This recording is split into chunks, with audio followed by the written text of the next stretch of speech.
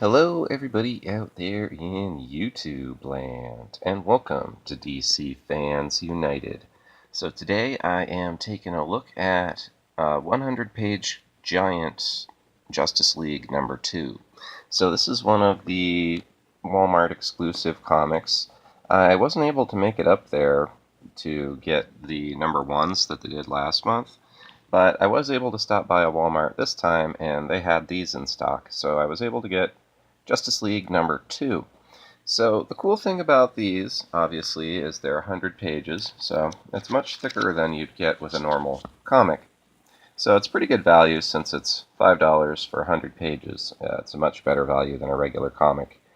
Part of how they keep the cost down, though, is there are reprints in this as well.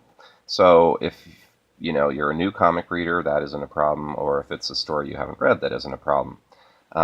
In this instance, I do have the Justice League story already that's in here, but that's okay for two reasons, and we'll get into that when we get to the Justice League part of this. But there is a brand new story at the very start.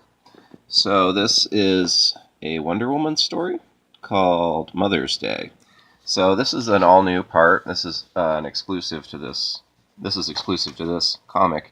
So I actually thought it was a really good little story. It's by Tim Seeley, and let's see who all worked on it. Let's see, there's the artist and the inker. Oops. So let's see. Felipe Watanabe did the pencils. Jonas Trinidad did the inks. Chris Sotomayor did the colors. And Travis Lanham did the letters.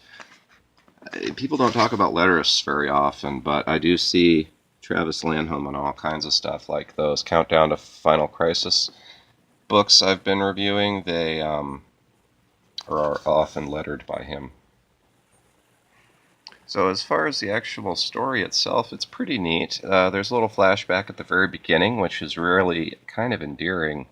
Essentially, Themyscira, the island the Amazons live on, is surrounded by like a mystical fog.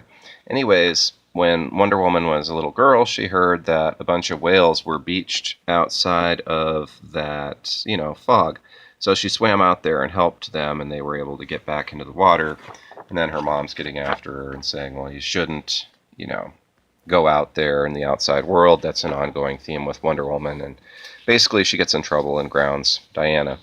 And I kind of thought they were going to run down the mother, too, and say that she was bad.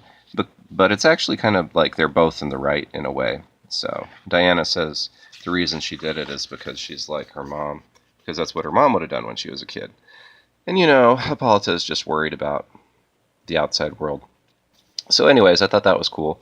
Anyways, the actual main story, the Amazons have disappeared. So Wonder Woman came back to the island. And she didn't find anybody, so she's looking around in these caves.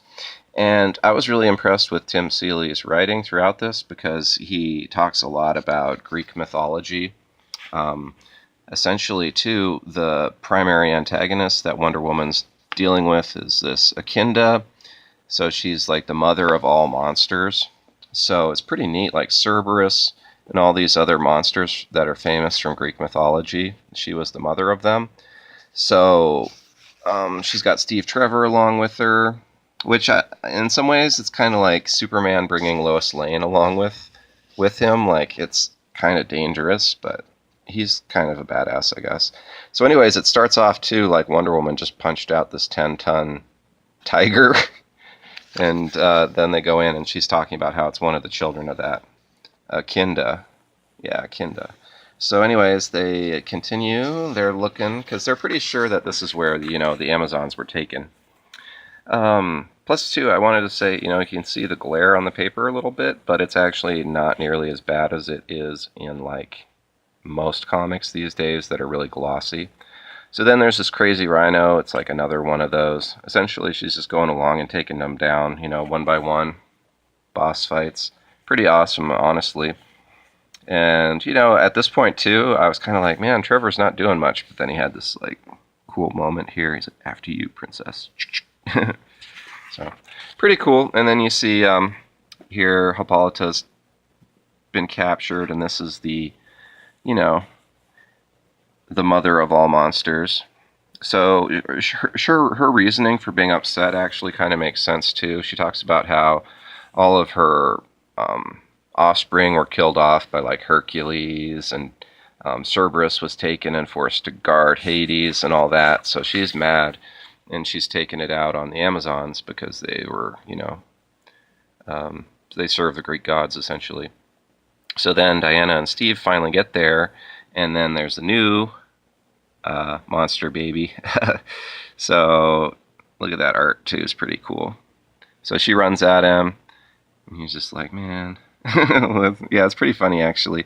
She's actually like, it doesn't matter what it is, it only that it falls to battle. And he's just like, sigh, what she said.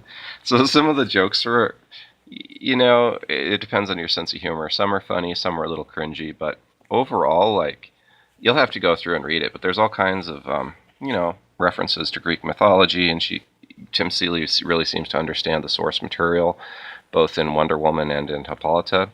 And actually, you expect it to be this final showdown between, Akinda and Wonder Woman, or this dragon. And actually what happens is Hippolyta is talking about Diana and how she's her daughter, and like any mistakes she made, it was because of how she raised her and all that, and ultimately the responsibility of the child rests with the mother or the parent, but she says mother because she's trying to get into this one's head, and it works. So she realizes that they're actually very similar. They're both moms, and the art's awesome, and she just, it looks like there's going to be a final showdown, but she calls it off. She's like, nah, we're good. So you could see that as being anticlimactic, but at the same time, I actually thought it was kind of clever, especially since he only had like 14 pages to work with. So anyways, they're going to go back to the outside world. And yeah, it was just a cool little story with really good art. Yeah, you could say, I could see people thinking or saying it's anticlimactic, but I think it was a good little story. And yeah, she still fought a couple monsters at the beginning, so there was plenty of action, and honestly, it was like a good moral, really. At the end of the day, the two that were at conflict with each other realized they were more similar than they originally thought. So that's the original story, and it says there's going to be another one next month, so that's pretty neat. This is a monthly. And then we get into the reprinted stuff, which is cool too. Like I was saying earlier, I have this already. I bought the trade for this run in Justice League. Well, there's like 7 trades, but I mean, I have volume 1 that collected this. But the paper on this is really good. I think it looks really good. And you've got the Jim Lee art on it. And of course, Geoff Johns wrote it. So if you've read this, you've already seen this, but if you've watched the movie Justice League War, that animated movie, this is essentially a recap of part of that. Oh yeah, one thing, this is an ad here. One thing I want to talk about, this is 100 pages. It does have a small amount of advertising, but as you can see, all of the ads are actually, like, make sense. They fit with the book. They aren't like,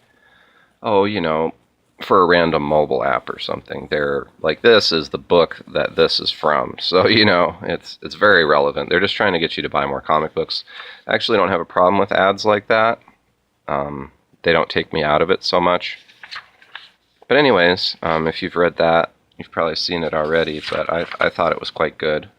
So I didn't really mind having another copy of that, especially since it didn't cost me all that much. And as you can see, it's a good chunk of it. So they'll be continuing that next month. And then there's a Flash story, which is a reprint that they go through. And one I actually was more interested in was this, the Trench. So they reprinted the Trench too, the Aquaman story. So that's cool. And I don't have that, so that's new to me. In a way. I mean, I know about it, but yeah, so pretty cool. I think these are definitely worth the $5. It's nice that they're accessible and easy to get. You don't have to be in a place that happens to have a comic book shop.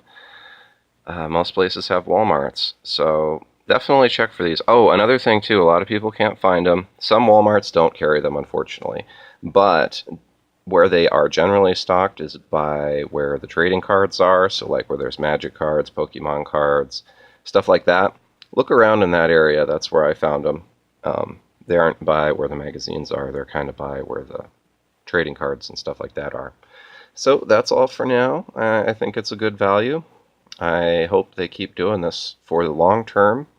And yeah, that's all for now. Let me know down in the comments what you thought about the Wonder Woman story, what you think about the DC Giants and them being exclusive to Walmart. And yeah, that's all for now. Thanks for watching. Be sure to subscribe if you haven't already. Hit the bell for notifications. And as always, thank you for watching and being a part of DC Fans United.